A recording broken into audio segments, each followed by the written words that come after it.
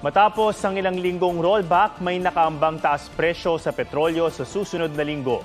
Ayon sa Oil Industry Management Bureau ng Energy Department, lagpas piso ang inaasahang dagdag sa kada litro ng diesel at kerosene. Hindi naman naabot sa piso ang dagdag sa presyo ng gasolina.